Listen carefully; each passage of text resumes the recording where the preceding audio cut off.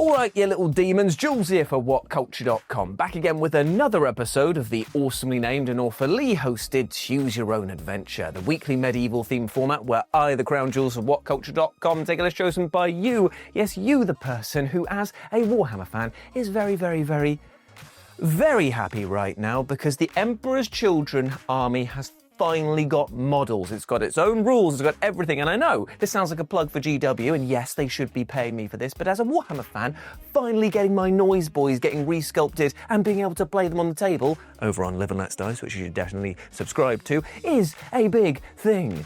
So all my Sineshi fans out there, big love to you, you freaks. And I can say that because, trust me, the lore is depraved. Yes, you get to decide what list I dole out to you each and every week, and this week we have none other to thank than 9 Lives Lie, Cat Lie. It doesn't make any sense to me, that username, but thank you for your suggestion of video game products that you just wish were real and definitely need in real life. Sorry, one last plug before we carry on. I could really do with your votes down on a form in the comments below for the What Culture Gaming Retrospective Game Awards of 2007. It's a new series that we're going to be trying out, and it's all about your voice. 2007, obviously one of the best years in gaming history, but we want to know what games you think were the absolute tip of the top of the pile in a series of bespoke awards that we put together. So yes, today is your last chance to add to that form, so please do add to them down in the comments below. And with that out of the way, let's get back to Choose Your Own Adventure. I don't know what that is. Yeah. So let's have a chat. As I'm Jules, this is WhatCulture.com, and these are 8 video game products we need in real life. Number 8, Ambrosia, The Sims. Now, in the more recent Sims games, your Sims can chow down on the mysterious meal known only as Ambrosia, a dish which won't merely nourish them, but has some seriously potent side effects. Ambrosia will also boost a Sim's mood and even reverse the aging process, resetting the Sim's age back to the start of their life phase that they're currently in, baby, child, teen, adult, or elder. And yes, it does raise a lot of moral questions if you keep feeding this to your baby and keeping them in that infantile state. That's weird. That's really, really odd. And so Ambrosia theoretically allows a Sim to keep continually dialing back the biological clock as long as they maintain stockpiles of the dish, which admittedly is one of the game's toughest to prepare. Oh, and if that's somehow not amazing enough, Ambrosia also reverts ghosts back to corporeal living forms. It really doesn't need to be said why this would be a fascinating breakthrough for humanity as a whole, even if widespread availability of Ambrosia would probably lead to the inevitable overpopulation and societal collapse. So yeah, I feel like if we did have it in real life, it would definitely be grabbed on by some shady corporation who'd only sell it at a huge price, meaning that only the rich could stay young and perpetually, like, living forever. So do wish it was there, but just wish it wasn't in our society that it was there. Can't have it all, I guess, can you? Ugh, bloody hell. Magic juice for everyone. Where's the magic juice? Also, Ambrosia, I'm pretty sure, is a rice pudding company over here in the UK. Am I making that up? If it tasted, oh, I tell you what though, if it had the consistency and taste of rice pudding, I know for a fact that it would definitely put a few people off who don't like textures or the sort of like sweet flavour palette of it. They'd just be like, ooh, live forever or gargle down something that looks like it belongs in the Matrix. Number 7, the Ocarina of Time, The Legend of Zelda. Now, the titular object from The Legend of Zelda, Ocarina of Time, isn't talked about nearly enough for its highly enviable magical abilities. This sacred instrument has 2 especially neat powers: the manipulation of time and space. Yeah, pretty potent. By playing specific songs on the instrument, the ocarina can do 2 things. It can send Link through time and also warp him to specific sets of locations, typically temples. Now, given that time travel will be covered a little bit later on this list, we're actually going to focus instead on the teleportation ability here, because yeah, that would be pretty powerful indeed. Imagine that. Ooh, long haul flight to San Francisco be in 11 hours, is it? Or could just have a little dooter on the tooter and I'll be there in a flash. I'll just pop over to, I don't know, Vietnam and get some drip coffee. Let's go. Let's just do it, mate. And also, maybe if we can retool the technology so it doesn't always go to temples, because I'm not a religious sort, I'd burn up the moment I step through those gates there. If we could do it so it's like, I don't know, like fast food restaurants or Greg's, that'd be pretty decent, wouldn't it? Just zipping around the country. I'll meet you at Greg's and zip, Newcastle. Right, hey, sausage roll, please. What am I on about? Right, so yeah, the basic idea is use a magical instrument to teleport anywhere on the Earth in an instant. That's absolutely nuts, and I definitely wish it was a real thing. Especially because I would just love to hear all of the like discordant sounds going on of people playing it. Imagine if it was different instruments as well. Like you played a recorder and that sent you to any library in the world. Or if it was a harmonica, it would send you to like any landmark in the world. So you just hear it down the street, people just go, just having a jam. It's horrible, horrible. Number 6, the Keyblade from Kingdom Hearts. In addition to being a very snazzy weapon designed to combat darkness itself, metal, Kingdom Hearts' magical Keyblade has the incredibly nifty ability to theoretically open just about any door and any lock in existence. Now, as ridiculous as the Keyblade might look in practical terms, that is one hell of a powerful and useful tool.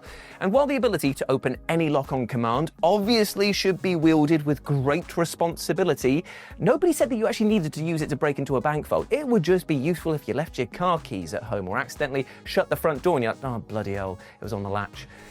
Oh, instead of fishing your arm through and trying to reach around looking like some sort of like vending machine pervert, instead, no, you're just going to like whip out the tiny little Keyblade, because obviously we've figured a way of shrinking them down like there. And you just go, swings open. Amazing, amazing, yeah. Although, if you can't figure a way to shrink it down, you would be carrying around an impractically large hunk of metal. However, maybe that's a good thing, because it would stop would-be thieves with it, wouldn't it? Because if you saw somebody looking a bit shady, and be like, oh, I'm pretty sure he's hanging around the car park. Is he gonna like rob anything around here? Oh yeah, he's got a giant 4-foot key blade stuck to his back. I'm pretty... Phoning the cops, mate. Number 5, the magical notebook from Scribblenauts. The ingeniously premised puzzle franchise Scribblenauts is centered around a magical notebook which allows its owner to summon anything that they write down in its pages. It's basically a less immediately sinister version of Death Note. Yeah. And while Scribblenauts' notebook could obviously spell disaster in the wrong hands, its practical applications for day-to-day life are effectively limitless. You could just go around solving world hunger. Here you go, mate, have a banana. Or like, here you go, it's like solve the homeless situation. Here, have a house. Everyone gets a house. Done. Absolutely fine. And obviously, you know that if the magical notebook fell into the hands of like Redditors, it would be horrific for the amount of horrible porn that they would enact or bring to life. It should probably like exist one copy, like a manuscript, right? And all the world leaders, they arrive once a year to just write down, like, to solve like their hunger crisis or like homeless crisis. They do the good things there, and then it is locked away. And this is in a universe where the Keyblade doesn't exist, so it can't just be immediately unlocked, because it definitely needs to stay away from anyone who has been on certain Reddit forums. Am I wrong? Tell me I'm wrong. Number 4, the Animus, Assassin's Creed. And so we come to what is quite arguably the wildest piece of technology on this list, the Animus from Assassin's Creed. Now, the Animus is a machine which allows the series protagonists to relive the genetic memories of their ancestors, translating said memories into a virtual reality simulation sandbox for them to explore. Now, this is, of course, predicated on the notion that genetic memory is, well, actually a thing, which the scientific community generally accepts it isn't, at least not in the sense implied by Assassin's Creed, but let's just say it was. If the technology existed, which would allow us to explore simulations of the lives of our ancestors, that is pretty cool. Although saying that, I don't know if I've already said this story. A long time ago, Ash Millman and I actually looked up the origins of our names, right? Like the surname, so mine's Gill. And we found out that it could be either derived from a Scottish clan of noble heritage, which sounds really cool, or it could have been used to describe a person who dwells near a well. So yeah, I can't really see myself jumping at the chance to play as Jim the Well Dweller. Oh, what's all this then? Oh, look at this. Dampness is all I see. Why I have developed this weird sort of like motion is beyond I. And V, I'm assuming because it's quite far in the past. Also, what's this? Oh, it's the Black Death. Oh, bubonic plague. Yeah, that would be But still, it would be pretty cool to jump back across time and experience different cultures, civilizations, and entirely different scenarios than our regular, quite humdrum lives.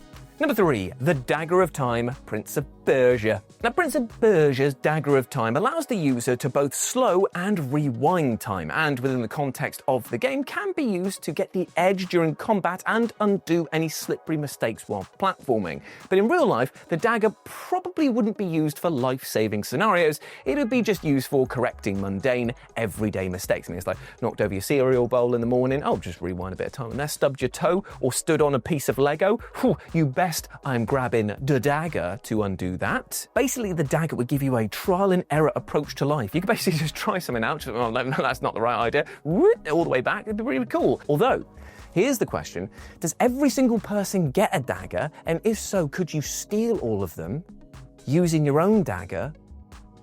Because then you just try different ways of stealing other people's daggers, and then you'd have all the daggers, and then you'd be the only person that could rewind time.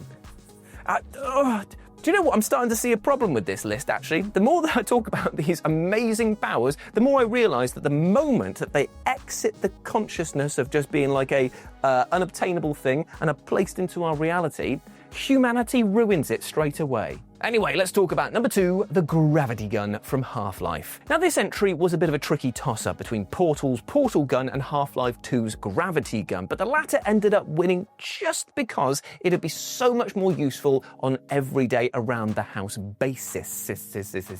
As mind-blowing as the portal gun is, it can really only be used on certain surfaces, and you would need to be within proximity and visible location that you want to create a portal to. There's a lot more hassle with that. But I mean, I guess you could take an express trip to the moon, which I totally would expect somebody to do within the first 5 seconds of owning it and kill themselves. That would just classic humanity again. But anyway, back to the gravity gun, which even in its weakest form harbours the amazing ability to just lift up objects, bring them towards you, and even fire them as projectiles. Imagine the construction industry with gravity guns. It would make things so much easier, and it would likely save a lot of back pain, a lot of stress on the body. It would be fantastic. I mean, it's telekinesis in form. That's amazing. Plus, that's before you even get into the supercharged equivalent, which is seen later on in Half-Life 2, and that is potent, my friend. But as with everything, while it is an amazing tool and super useful, it would just kind of make us a lot lazier. Yeah. And number 1, Stealth Camouflage, Metal Gear Solid. And finally, we have one of the coolest gadgets in the history of video game, Metal Gear Solid's Stealth Camouflage. Now, the camo tech does exactly what you think, bending light around the user to make them functionally invisible to anyone in the vicinity. It's tremendous fun to use the camo on repeat playthroughs to just sprint through the game and mess with the many genome soldiers that you'll encounter throughout. But it's precisely for that reason that stealth camo probably shouldn't be available to the wider world, because people, again, cannot be trusted to use it responsibly. All the same, though, let's just go hypothetically and just say, wouldn't it be amazing? It would just be fantastic. The thrill of being able to walk around invisible is self-evident. I mean, think about this. There are so many gigs that I wish that I could go to, but are just wildly overpriced at the moment, right? Or, for example, like a WWE event comes up and they do that weird thing where they do, oh, because the demand is high, we're going to just make the ticket prices more, so that you scalp your biggest fans even more. So imagine that, right? You just walk straight in there. It's like, you could go right up into gorilla position and just go spit on the back of Triple H's head if you wanted to. Not that I want to do that. I just think it'd be funny. Just do that. Although, to be fair, if you did get caught, maybe backstage with no cameras around and a ton of roided up wrestlers probably isn't the greatest place to be caught. Yeah, but still, the idea is there. Right? I've kind of talked myself out of the entire concept of this list. It would be incredible for any decent, morally aligned single person to have, but humanity as a whole, yeah, probably not. Probably not. But there we go. That was a fun list. Weird list, but fun. And there we go, my friends. Those were 8 incredible video game products we need in real life. ... but definitely shouldn't have access to. I hope that you enjoyed that, and let me know what you thought about it down in the comments section below, and put your suggestions for next week's episode down there as well. I've heard there's actually kind of a very special event. It might be the 250th episode of Choose Your Own Adventure. What a journey! So I wonder what we got in store. Probably me just standing in front of this because I wasn't able to get the time off work to go up and do a in-person thing with Si. Just putting it out there now, I just don't want you to be disappointed, right?